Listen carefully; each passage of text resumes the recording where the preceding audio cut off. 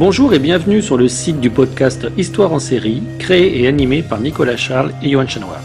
Au programme, une analyse des séries d'hier, d'aujourd'hui et de demain par les spécialistes des questions mobilisées par nos shows préférés.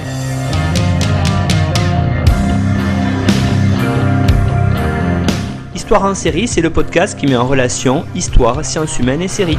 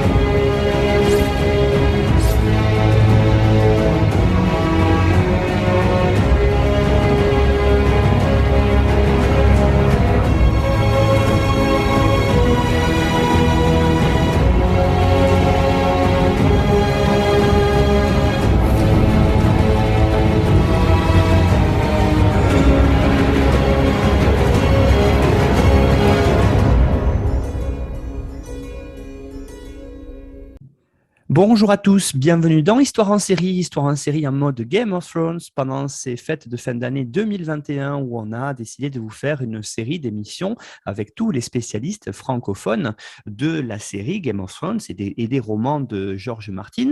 Aujourd'hui, on est avec Tasnim Ayed. Bonjour Tasnim. Bonjour, merci pour l'invitation. Merci beaucoup, merci à vous d'être là surtout. Alors, je vous présente tout d'abord. Vous êtes une ancienne élève de l'École normale supérieure de Tunis.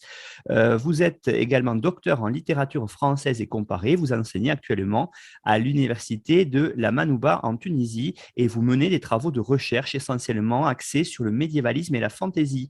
Vous êtes spécialiste de l'écrivain américain George Martin, à qui vous avez consacré une thèse de doctorat où vous étudiez notamment la représentation et les enjeux de pouvoir dans le cycle romanesque A Song of Ice and Fire. Je pense que maintenant tout le monde connaît par rapport à toutes les émissions qu'on a pu faire dessus. Vous êtes aussi vice-présidente du Martin Studies International Network, donc réseau international de recherche académique sur l'œuvre de George Martin, et vous êtes l'auteur de plusieurs articles dédiés à Game of Thrones. On les a mis en bibliographie indicative sur le site internet histoireensérie.com à la page de l'émission. Et puis, à noter que vous avez aussi, comme la plupart des intervenants et intervenantes, participé au récent ouvrage qui vient de sortir sous la direction d'Anne Besson, qui est partenaire, donc cet ouvrage de notre série d'émissions Game of Thrones, acte du colloque des Imaginales 2020, qui est paru il n'y a pas longtemps aux éditions Actu SF en fin 2021. Je vous recommande cet ouvrage qui est très complet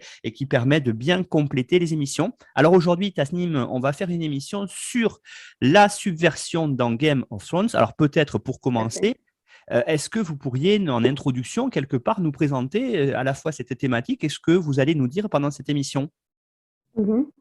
J'entends ici la subversion comme technique narrative d'agencement événementiel basée sur le principe de détournement des attentes du lecteur ou du spectateur afin de créer un effet de surprise. Dans les romans que la série Game of Thrones adapte à l'écran, donc Song of Ice and Fire, la subversion apparaît comme l'une des principales techniques de storytelling utilisées par George Martin. Dans les romans, l'auteur renverse en effet les tropes médiévaux et les motifs de la fantaisie traditionnelle post-tolkienienne, le genre devant associer, d'après lui, l'imaginaire merveilleux et la vraisemblance historique. Ainsi, la magie n'est-elle pas omniprésente, par exemple? Les chevaliers ne sont pas tous valeureux ni preux. et les personnages perçus comme des monstres, pas tous systématiquement méchants. Dans Game of Thrones, les showrunners, David Benioff et Daniel D. Weiss, ont choisi de transposer la technique de la subversion à l'écran et de l'utiliser pour construire un monde fictionnel à la fois fantastique et réaliste, ce qui va assurer un succès phénoménal à la série. Donc là, je passe à la première partie.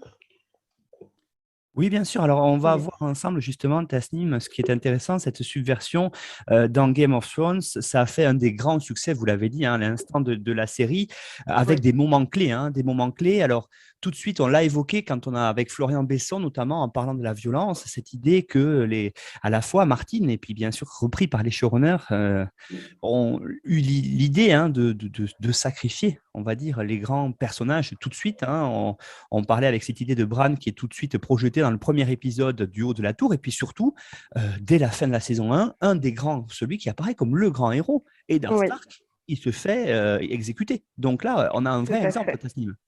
Oui, donc Game of Thrones se caractérise en effet par une narration subversive, dans le sens où elle contourne les attentes des téléspectateurs. Mais ce contournement ne peut être systématique, c'est-à-dire qu'on n'assiste pas à ça, bien sûr, à chaque épisode. Comme dans A Song of Ice and Fire, il se base sur une logique du genre préétablie par l'auteur et une structure narrative solide. Deux principes fondamentaux sont donc essentiels à la subversion. On commence par le premier, qui correspond à cet épisode de l'exécution d'Eddard Stark. Il s'agit d'une construction, en fait, il y a une construction d'une logique interne.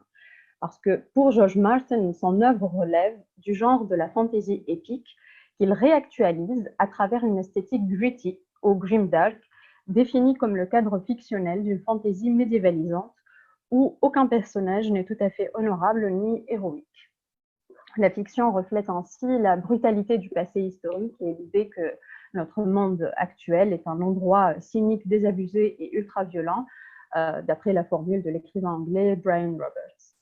George Martin rejette donc cette sorte d'idéalisme omniprésent dans la fantaisie traditionnelle et qui s'apparente à la vision tolkienienne du Moyen-Âge. A Song of Ice and Fire, comme Game of Thrones d'ailleurs, tente à subvertir les tropes de la fantaisie moderne en fondant leur cohésion narrative sur une vraisemblance implacable. Dans une interview, George Martin explique d'ailleurs, je cite, « Tous les hommes doivent mourir. Cela fait partie de la vie et l'art se doit de refléter la vie, surtout si vous écrivez un roman fantasy, un roman d'épique fantasy. » L'exemple le plus représentatif de ce principe de construction d'une logique interne est certainement celui de l'exécution du personnage d'Eddard Stark à la fin du premier tome de A Song of Ice and Fire et au 9e épisode de la première saison de Game of Thrones. Cet épisode marquera à tout jamais un tournant dans l'histoire de la télévision.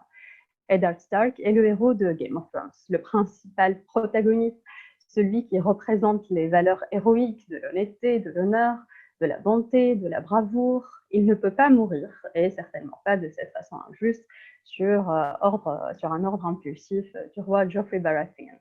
Eh bien si, parce que Valar Morghulis, tous les hommes doivent mourir. Cet épisode illustre parfaitement le principe subversif de l'absence du Deus ex machina, qui consiste à sauver les personnages in extremis. Dans Game of Thrones, tous les protagonistes sans exception sont privés de ce qu'on pourrait appeler métaphoriquement l'armure narrative traditionnelle des héros invincibles. La gritty fantasy, telle que George Martin la conçoit, se définit donc par opposition à la high ou heroic fantasy. L'étonnement du spectateur survient, car ce dernier est attaché aux tropes de ces sous-genres de la fantasy auxquels il est habitué et non à l'aspect inattendu de l'événement, en fait. La subversion ne consiste pas à parachuter une action inattendue, mais à faire exister ce qui doit être attendu. L'aspect imprévisible est juste un leurre créé par le trope auquel le spectateur est habitué. Bien que déchirante, la fin tragique d'Eddard Stark n'est ni gratuite, ni artificielle, mais découle d'un développement narratif structuré où le dénouement de l'intrigue correspond aux conséquences d'actions précédentes et résulte des décisions entreprises par les personnages. Rappelons-nous, Petyr Baelish dit clairement à Eddard Stark « Vous méfiez de moi et ce que vous avez fait de plus intelligent depuis votre arrivée à la capitale. Une mise en garde à laquelle le seigneur de Winterfell, Eddard Stark, ne prête aucune attention. Et c'est bien sûr Littlefinger, Petyr Baelish, qui le trahit en déclarant « Je vous avais prévenu de ne pas me faire confiance ». Surpris par la mort du personnage central, le spectateur a néanmoins une parfaite connaissance des erreurs et décisions ayant abouti à cette fin. Eddard Stark et ses grandes valeurs sont en décalage total avec le monde dans lequel il évolue. La subversion fonctionne car le spectateur a une compréhension totale des événements et de la logique vraisemblable de la saga, où les personnages font inévitablement face aux conséquences de leurs actions. Et ce qui nous permet de passer au deuxième principe de la structure narrative solide justement avec la narration. Et le deuxième exemple. Oui, le deuxième exemple qui aussi avait beaucoup surpris en tout cas les spectateurs de la série qui n'avaient pas lu les romans. Les lecteurs des romans n'étaient pas surpris. On est à l'épisode 9 de la saison 3 avec ce qu'on va appeler les noces pourpres. Alors peut-être Tasnim, pour commencer, rappeler ce que c'est, qu'est-ce qui se passe et puis après développer autour vraiment de l'idée que là on est face à un vrai modèle de subversion. Dans Game of Thrones, l'exécution d'Eddard Stark dont on était en train de parler prépare la péripétie du Red Wedding, ou des noces pourpres, souvent identifié comme le moment le plus choquant de la série. Inattendu, l'assassinat de Robb Stark, de sa mère Catelyn et de tous les Nordiens présents au mariage d'Edmure Tully et Rosamund Frey découle d'une logique interne solide, le premier principe qu'on était en train d'évoquer.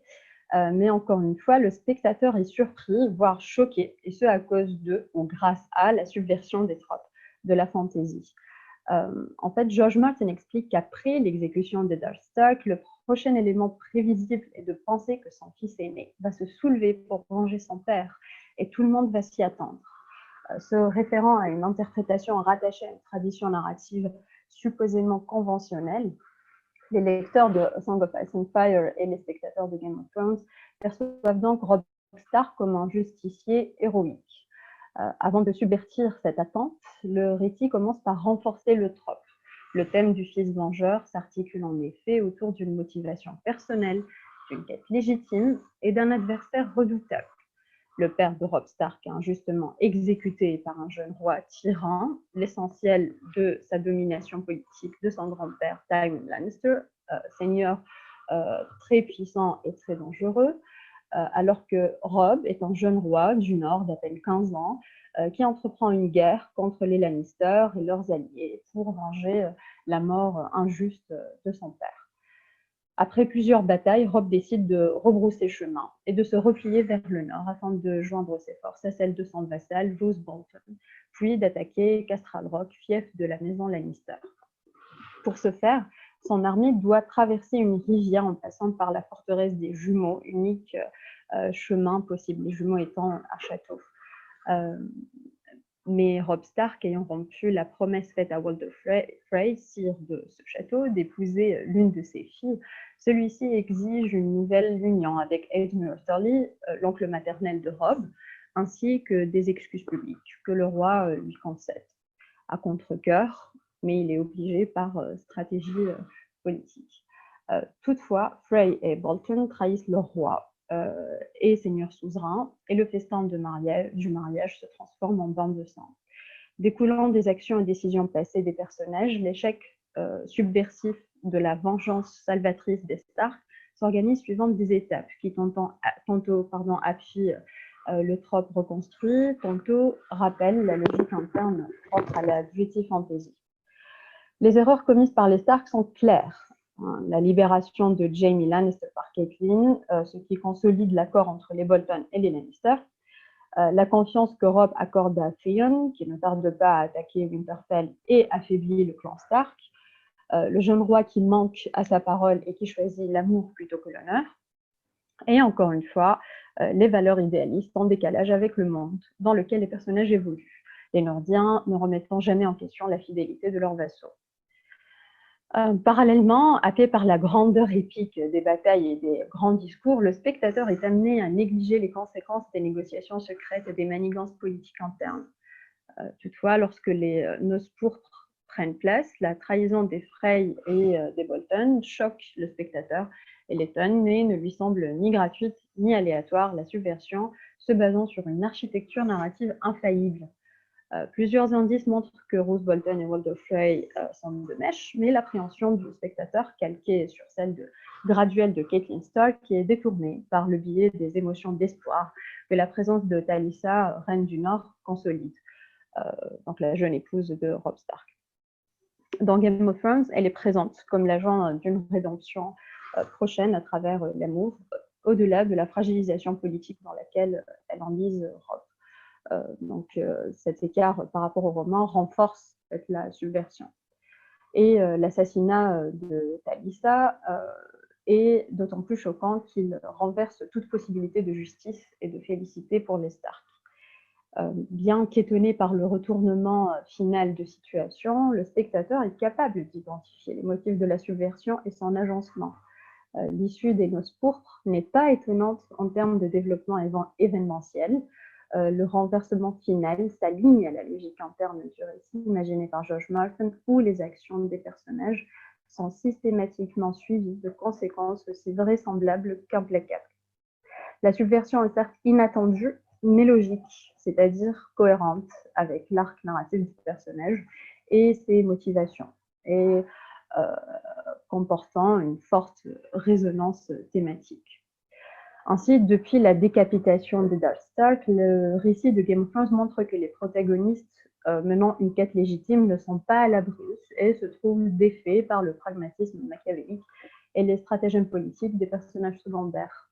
Ou par la logique aussi, parce qu'on voit lors du combat entre la vipère et la montagne, Oberyn Martell et Clegane, on voit très bien que Oberyn Martell perd le combat parce que l'autre est plus fort. Et ici, la subversion est contournée puisque on aurait pu imaginer que Oberyn allait gagner, mais non, puisque l'autre est plus fort tout simplement, et Oberyn est beaucoup trop orgueilleux pour faire attention. Et ça choque également, même si on aurait dû s'y attendre. Donc la péripétie des Noces pourpres, comme celle de la décapitation de Darth Stark, sont rétrospectivement présentées comme inévitables.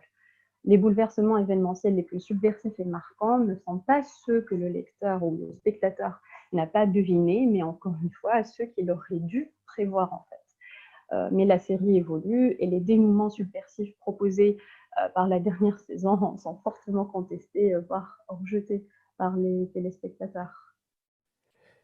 Effectivement, Tasnim, ce qui est intéressant, ce qu'on va voir là, c'est que on a, à partir des dernières saisons, vous commencez à en parler, l'idée que les showrunners, Benioff et Weiss, se sont éloignés, bien sûr, des romans, puisque les romans, à l'heure actuelle, sont arrêtés. Et donc, là, il a fallu construire un récit qui ne dépend pas de l'œuvre de Martin. Donc, il faut s'en éloigner. Et là, on est sur des logiques totalement différentes, avec, par exemple, des scènes qui ont totalement, d'ailleurs, fait flop, j'allais dire, auprès des spectateurs, notamment peut-être commencer par un des moments qui est attendu, celui de l'assassinat du roi de la nuit. On le voit à l'image par Arya, et là, c'est vraiment la logique interne, elle est complètement déconstruite. Tout à fait. En fait, arrivant au terme de l'adaptation de la matière littéraire en 2015, les showrunners décident d'écrire 3 saisons supplémentaires et d'imaginer la fin de la série. Et George Martin, donc l'auteur, se dissocie complètement de ce projet, même s'il révèle, apparemment, il aurait révélé quelques indices à D&D, comme on les appelle. Le principe de la subversion commence dès lors à se diluer dans le récit, se limitant graduellement au sens large et affaibli des faits de surprise et de la recherche constante de l'imprévisible. Et dès le 3e épisode de la 8e saison de Game of Thrones, la subversion narrative se trouve réduite à la mise en scène brève d'une action inattendue. Ainsi, Arya Stark réussit-elle à tuer le Night King, le roi de la nuit, et à évincer définitivement la menace des autres et des spectres, alors que l'arc narratif du personnage d'Arya en fait certes une jeune femme, fait certes de la jeune femme et tueuse d'exception, mais elle n'a jusqu'ici aucun lien avec l'intrigue des marcheurs blancs. Cette action semble donc surprenante, tout au plus. La subversion ne reflète pas de motivation personnelle ici et ne découle d'aucune décision impliquant un rapport direct de cause à effet, contrairement à ce qu'on a vu avant, puisque la présence d'Arya à Winterfell au moment des faits n'est justifiée que par son désir de retrouver sa famille. Elle n'est pas du tout connectée à cette intrigue des White Walkers. Cette péripétie ne correspond donc pas à la logique interne du récit, d'autant plus qu'elle n'a aucun impact sur l'évolution du personnage d'Arya dans les épisodes suivants. Seule l'opposition des thèmes de la vie et de la mort, du bien et du mal, explique le retournement final de situation, éloignant la fiction de son genre d'appartenance, à savoir la gritty fantasy qui rejette le manichéisme structurel et conventionnel de la fantasy post-tolkienienne. Nous assistons donc à une déconstruction totale de la logique interne du récit, alors que Game of Thrones a passé 7 saisons à lier les arcs narratifs de Jon Snow et de Bran Stark à l'intrigue du Night King, mais en vain. Tasnim Ayed, autre moment vraiment important qui a fait beaucoup couler d'encre et en tout cas beaucoup échanger les fans, on l'avait évoqué avec La Garde de Nuit, c'est véritablement la toute fin de la série, de la dernière saison, avec les changements qu'il y a narratifs autour d'un personnage qui au fur et à mesure du récit est devenu pourtant essentiel, c'est Daenerys. Et là, on a aussi véritablement quelque chose qui a été complètement déconstruit par les showrunners. Oui, en fait, cette déconstruction aboutit dans l'avant-dernier épisode de Game of Thrones à un véritable échec d'adaptation et de narration transmédiatique, à mon avis, en conséquence de l'affaiblissement fonctionnel de la subversion narrative avec le basculement final de Daenerys Targaryen. Bien que la ville de Port-Réal se soit rendue et soumise à la merci de la reine, connue pour sa justice, celle-ci décide de détruire la cité et de tuer des milliers d'innocents. Un des personnages les plus appréciés de la série, la transformation soudaine de Daenerys en tyran cruel, a suscité deux principales réactions en fait, chez les spectateurs. Certains estiment que ce bouleversement est gratuit, injustifié et totalement opposé à la nature du personnage, tandis que d'autres affirment que ce tournant a été préfiguré dès les premières saisons, comme l'indiquent les quelques scènes et dialogues des saisons précédentes. En fait, si on analyse, dans les 7e et 8e saisons, les scénaristes de Game of Thrones ont choisi de présenter l'intrigue de manière accélérée, n'hésitant pas à procéder à des raccourcis narratifs et à des contradictions non canoniques pour précipiter les événements, notamment lorsqu'ils ont tué les 2 dragons. Ce n'est absolument pas canonique puisque la seule façon de tuer un dragon est d'atteindre son cerveau à travers ses yeux. Et on ne peut pas le tuer comme c'est représenté dans les séries. Donc, mais les scènes préparant le passage de Daenerys Targaryen d'une reine clémente à une dictatrice sans pitié sont bel et bien présentes dans les livres aussi, mais dans la série, ces scènes sont complètement dénuées d'architecture structurante et la subversion n'aboutit pas à l'effet escompté. Sans développement graduel menant à la poursuite du pouvoir absolu, à la corruption, puis à la destruction, le basculement de Daenerys dans la violence gratuite semble injustifié et incompréhensible en fait. Le parcours de l'héroïne qui se construit elle-même, apprenant de ses erreurs et se relevant après chaque épreuve, conduit le spectateur à écarter toute possibilité d'une transformation aussi radicale pour le personnage. Brûlant vif ses ennemis, elle incarne toutefois la justice inflexible absolue. Son choix systématique de ce type de punition rappelle son potentiel destructeur. Elle estime par ailleurs que le trône lui revient de droit et qu'elle doit s'en emparer quoi qu'il en coûte. Cet état d'esprit autocratique peut indéniablement mener à la dictature et au désastre. Mais le personnage de Daenerys n'est dans ce sens aucunement différent des autres protagonistes, en fait. Ils sont tous assoiffés de pouvoir et de désir de revanche. L'exemple d'Arya Stark est d'ailleurs très montre l'injustice en quelque sorte que Daenerys subit, puisque Arya fait manger à Walder Frey la chair de ses propres enfants après les avoir tués, découpés et cuisinés. La motivation personnelle guidant l'action du personnage ici légitime sa violence, qui s'inscrit dans la continuité des événements précédents. Ce qui n'est pas du tout le cas de Daenerys, puisque son basculement dans la cruauté ne vient pas, qui ne vient certes pas de nulle part, mais en fait, la subversion ne se suffit pas à la mention ponctuelle d'indices prédictifs, en l'occurrence. Par ailleurs, jusqu'à la 7e saison, les destructions guerrières engendrées par la reine sont présentées comme des moments de victoire contre l'injustice. La violence est contrebalancée par des scènes où l'on voit le personnage bon, miséricordieux et attachant. Face à chaque discours de Daenerys faisant l'apologie du feu et du sang, plusieurs autres affirment l'inverse. Préfigurer une issue événementielle possible n'est pas synonyme de développement narratif. Les showrunners se contredisent eux-mêmes continuellement concernant le personnage lors des dernières saisons. Dans les 2 dernières saisons, justement, la reine ne fait d'ailleurs que ce que l'on attend d'elle, s'entourant de conseillers et appliquant leurs recommandations à la lettre, ce qui lui fait perdre alliés et dragons. Contrairement aux principes subversifs régissant l'architecture de la gritty fantasy, tels que la voix George Martin, les actions et décisions du personnage sont ici déconnectées les unes des autres dans une véritable impasse scénaristique, révélatrice d'une écriture hâtive et sommaire qui ne sert qu'à précipiter la chute de l'héroïne et son basculement soudain dans la cruauté. Certes, la reine se sent menacée par la révélation des origines targaryennes de Jon Snow et choisit d'imposer sa puissance en Westeros par le biais de la peur au détriment de l'amour qu'elle estime avoir en Essos. Mais cet arc narratif n'est pas suffisamment développé et se trouve balayé par Lord Varys qui rappelle la démence héréditaire des Targaryens, supposément précipitée chez Daenerys par les échecs successifs et la perte des êtres qui lui sont chers.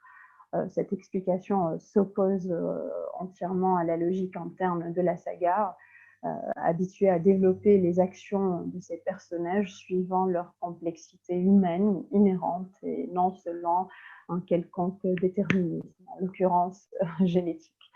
Le problème posé par la chute de Daenerys Targaryen porte donc moins sur l'issue inattendue que sur le cheminement qu'il a mis en place. Les scénaristes choisissent de drainer le personnage de tout ce qui le construit, souhaitant surprendre les spectateurs, mais s'écartant inévitablement de l'architecture subversive constitutive de la gritty fantasy. Une véritable déviation générique s'opère ici, selon moi, puisque la structure narrative même de Game of Thrones, qui constitue une narration transmédiatique à partir de la 6e saison, n'est pas canonique. Le revirement diégétique soudain incarné par Daenerys renseigne à la fois sur le changement de camp du personnage, incarnant désormais le mal absolu, mais également sur la déviation générique définitive de la série, perdant son esthétique grimdark pour s'apparenter à la high fantasy et plus manichéenne, comme on peut le voir dans le dernier épisode, avec les allusions au Seigneur des Anneaux. En conclusion, Tasnim Ayed, qu'est-ce qu'on peut dire vraiment sur cette notion de subversion dans la série Game of Thrones telle que elle a été produite par HBO? Je pense qu'en conclusion, on pourrait dire que l'inefficacité de la subversion dans les derniers épisodes de Game of Thrones, dénuée de développement événementiel graduel et s'arrêtant aux préfigurations ponctuellement parsemées dans le récit, dessert en fait la cohésion narrative de la série et enlise les spectateurs dans l'incompréhension. D'où la réaction de rejet, de colère, de désabonnement à HBO, etc. Cela montre également les limites de l'adaptation de la narration transmédiatique lorsqu'il s'agit du genre de la gritty fantasy plus spécifiquement. bien plus complexes que la fantasy traditionnelle et s'épanouissant, je pense, bien plus dans le processus de développement narratif que dans son résultat immédiat. Mais dans tous les cas, la subversion comme technique narrative et son impact sur l'audience rend compte du rôle modèle que Game of Thrones joue dans le paysage contemporain de la pop culture. Et il y a plein d'autres séries qui essaient de suivre le même chemin de subversion pour choquer les personnages ou pour se renouveler en quelque sorte. Voilà. Merci beaucoup, Tasnim Ayed, pour cette présentation de la notion de subversion dans Game of Thrones qui vient, je trouve, très bien compléter beaucoup de choses qu'on a déjà dites dans les autres émissions du podcast et donc qui vient faire une série d'émissions, je pense, j'espère en tout cas pour les auditeurs, relativement complète. Alors pour celles et ceux qui voudraient aller plus loin, Tasnim a mis en ligne sur le site de l'émission une bibliographie indicative qui permettra de pouvoir vous renseigner plus en détail sur ces notions-là et mieux connaître d'ailleurs l'œuvre de George Martin notamment. Vous retrouvez bien sûr le résumé de l'émission ainsi que les liens pour aller l'écouter sur notre partenaire nonfiction.fr et puis n'hésitez pas à suivre notre actualité sur les réseaux sociaux, notamment bien sûr Twitter @histoire-série et bien sûr aussi notre groupe Facebook, donc Histoire en série. N'hésitez pas à nous rejoindre pour échanger sur les séries. Merci beaucoup Tasmin et puis à bientôt j'espère. Merci à vous. Merci. Oui, à bientôt.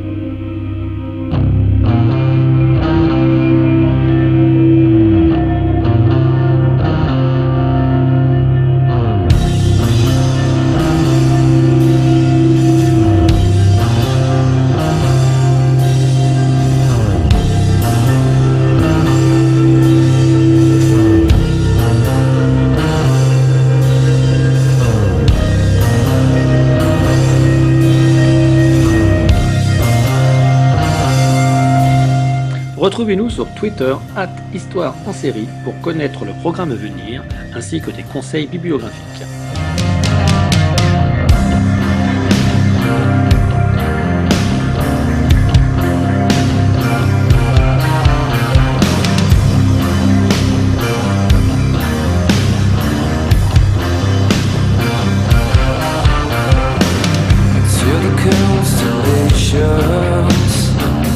trouble latches to clear.